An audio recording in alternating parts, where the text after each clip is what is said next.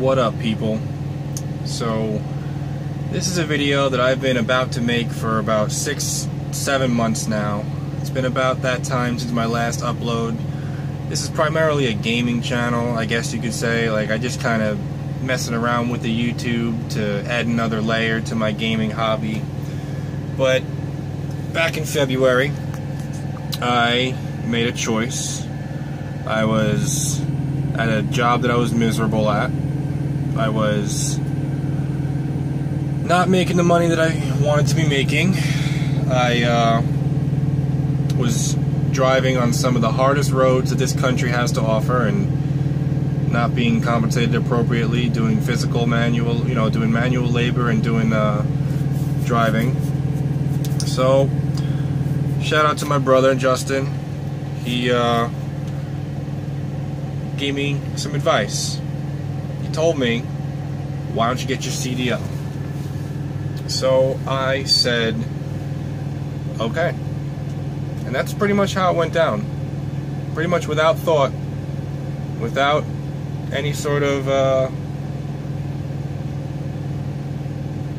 regrets, without any sort of, hesitation. I pretty much said yes right away. I did a little bit of research on the company that I'm with, which is Stevens Transport, and it looked like it was a great company to work for.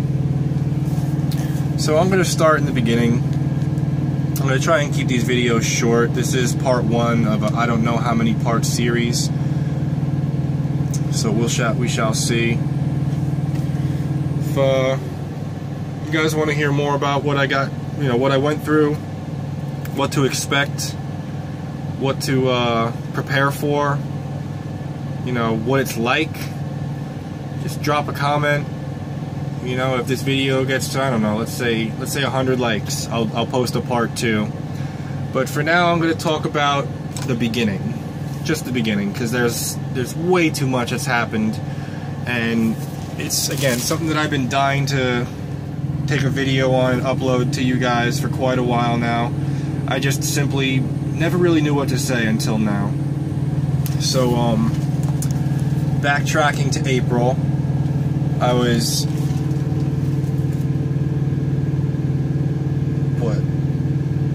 think it was April 25th, I made a phone call to Stevens.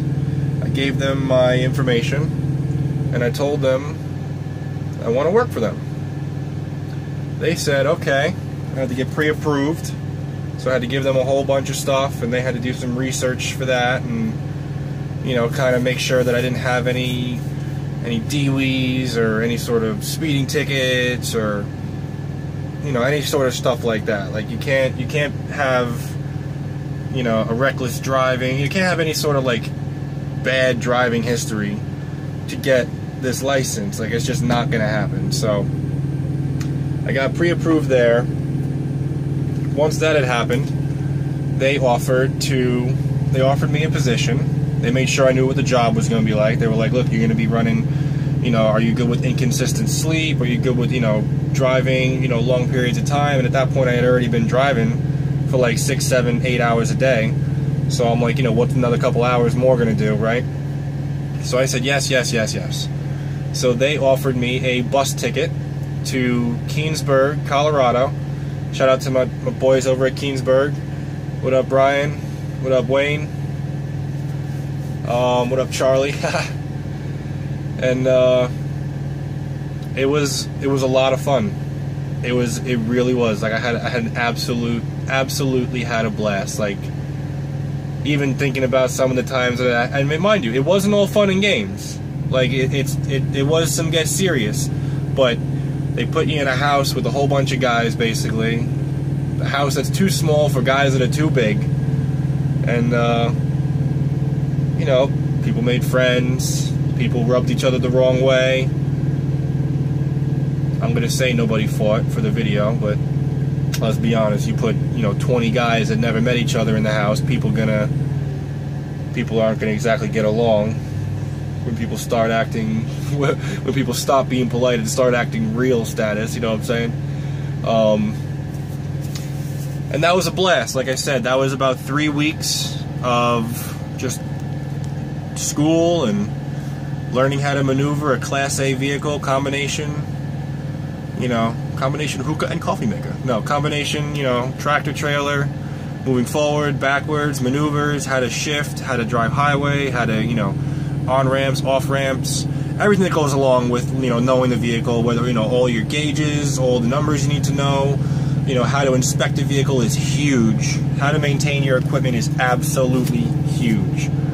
It's one of the primary things that you need to know, for sure. And this school, like I said, Keansburg, really did a great job in preparing me, personally, for what to expect. And even with that preparation, I had no idea what I was in for. Let me tell you that. That's why I'm calling this the good, the bad, and the ugly. Because I had a lot of good times, I had a lot of bad times, I had a lot of ugly times. But it was all worth it. I promise you that. But I'm getting ahead of myself. So, going back to Keansburg, a bunch of guys living in the house. Shit got real for me, personally.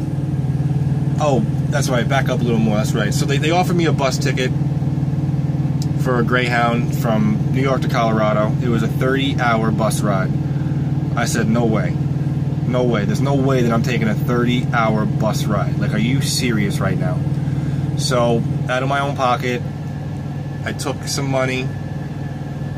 My family helped me out a little bit, and they bought me a one-way ticket to Colorado, where I got picked up by my boy Wayne and brought to school. Shit got real for me at the airport in New York. I was loaded. I had my suitcase. I had all the preparations they tell you to bring, which I'll get into what you really should be prepared for as far as, you know, items to bring. But the short version is, I packed too much. So if you're gonna be doing some shit like this, pack light until you get your own truck. Pack light until you get your own truck. Pack light until you get your own truck. Oh my gosh, I cannot stress it enough. What a nightmare it was dragging all, because I made the mistake of being like, I'm not coming back for a while, so I want to make sure that I got all my shit with me. I want to make sure that I'm ready, so that way when I get my own truck, I got all my stuff with me, ready to rock and sock them. So wrong. Biggest mistake that I've made. One of the bigger mistakes that I've made through this whole venture. So I fly out, and once I got to the airport, you know, gives mom a hug, gives mom a kiss, say you know, what up and goodbye to Broham, and I walk into the airport. 15 seconds later, I turn around, and they're gone. And I knew, that's it. I'm on my own now. And it was quite humbling. So I got on the plane, go to Colorado, Denver International Airport, trippy airport AF. Like, you don't even know. If you ever get a chance, if you're in the area, even if you're not flying there, just check out the airport. I don't even know if you can get into that part now that I think of it. But if you are in that, if you fly into that airport, take videos, because I'm telling you, there is some cool stuff in that airport for sure. Some of it's a little dark. I'll definitely say that for sure. Some of it's definitely a little dark. But got picked up, my boy Wayne, drove over to Keansburg, about a 45-minute ride, and that was Saturday. Sunday, woke up 6 o'clock in the morning. I went to bed at 1. Now, mind you, I'm a night owl. I am my most awake in the middle of the night, and I like to sleep during the day. You want to talk about a nightmare, having to wake up against your time clock, out of nowhere, with no preparations, nothing like that, for 3 weeks straight, every day, except Sunday. That Sunday was the first day that I was there, so they wanted you to go to class, they wanted you to, you know, get introduced to people, they wanted to, you know, just kind of like get a feel for what was going on. They wanted you to start studying, and study, and definitely make sure that you study, and here's some homework. If you're not catching the whole flow of that, how that works. So Sunday, wake up early, go to class, study, literally just straight 8 hours in silence, in class, just reading books, reading pages, pre-testing, asking questions. Whole classes are, engage, everybody's raising their hand, I got a question, and the instructor's answering questions and letting you know how shit goes. And then I think it was day 3, or maybe it was Wednesday. Yeah, it was Wednesday, after 3 days of the school, sitting down and reading books. You go to the DMV, you got to transfer over your information, that way you're technically a legal resident. And that day, one second, that day I became a member of the Colorado State. There you go. Oh yeah, hold on, let me go like this. There you go. That's me. Yeah, no, I don't love the picture. Moving on. So, got my license from Colorado. I got a permit that allowed me to at least try, operate the vehicle under supervision.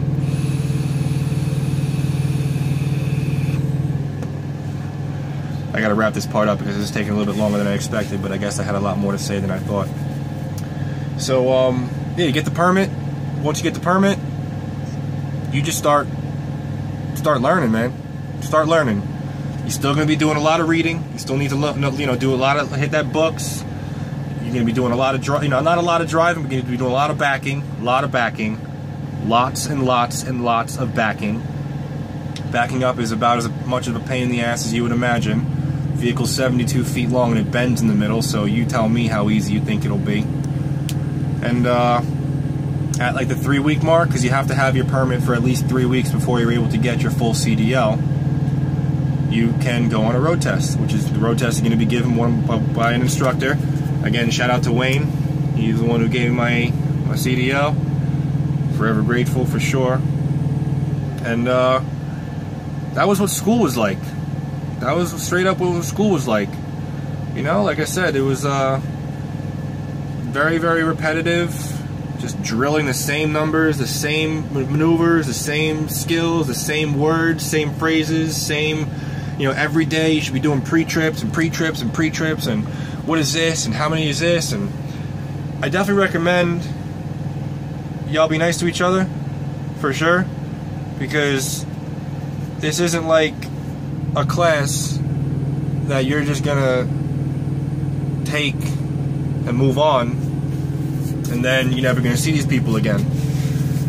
I made friends with quite a few people, and it was awesome. We had a good time. We're messing around, playing games, playing Monopoly. We went to, one night we went to one of the bars over there. No drinking. There's no drinking. There is, like, none whatsoever. You will be sent home. You will be, like... They are so serious about it. It's like, it's ridiculous. So we went to the bar, we were getting like ginger ales and pretzels and shit, and like, oh, another round of ginger ales on me, yeah. But we're playing pool, we're talking to the locals. They had a really cool pool, they had a really cool bar there, like a veterans bar. And yeah, I mean, like I said, I made a lot of good friends when I was in school. Most of the people I went to class with didn't make it. Most people that I went to class with, I mean, shit, it wasn't the first day people were being sent home. I'm talking that Sunday that I got there, 2 guys left. Right away. A couple of days later, 2 other people left. A week later, 2 other people left. 2 weeks later, 4 people had been gone. 2.5 weeks later, right before this one guy was about to get his license, he ended up going home. So, it's not easy. Like, don't think that you're just gonna pack your bags, disappear, and get this shit done easily, because it's not gonna happen like that. Like, it's just not. Straight up. Like, that's all I really say about it. Like, you're gonna put the work in, and if you don't want to work, you're not gonna make money. You're not gonna succeed. Like, you need to know everything. It's your responsibility. With that license, with this license right here, It's your responsibility to make sure that you know everything that there is to know about this vehicle. Because if you don't, if something goes wrong and you hurt somebody, you go in jail. You can get arrested. You can lose your license. You can lose your livelihood. So take it serious. Because that schooling, I promise you, that schooling is designed to help you deal with what's to come, but you have no idea what's really on the horizon once you get that license. I could start going into, more detail as far as what it was like actually being with Stevens. I think I'm going to save that all for the next part video though. But for now, because this video has actually gone on a little bit longer than anticipated, but that's what it was like in school. That's what CDL school was like, when I got hired with Stevens. So, yeah, I hope you guys like the video. If you guys got any questions, drop a comment. I got a lot more that I got to get off my chest between the good, the bad, and the ugly. And trust me, there was a lot of good, there was a lot of bad, and there was a lot of ugly. But this video is already 16 minutes long, and I don't feel like making this video any longer. So, again, maybe I'll hear from you guys soon. Wish you all the best of luck. Stick with it. You made this choice. Stick with it, because that's what got me through. Kept on. There was times, man, I'll tell you, I was done. I'm done. That's it. I'm going home. I'm done with this shit. Moving on. This was a mistake. But this little voice in the back of my head, like, yo, you chose this. You made this choice. This is on you. Nobody forced me to be here. I chose to be here. And, I made it. 6 months, 8 months. Been with the company 8 months now. And, I've learned a lot. I've changed a lot. If you guys are looking for something to really, really change who you are, I guarantee you, living your life on the road, that'll do it. This has been Access JD. Hope you all enjoyed. Be good.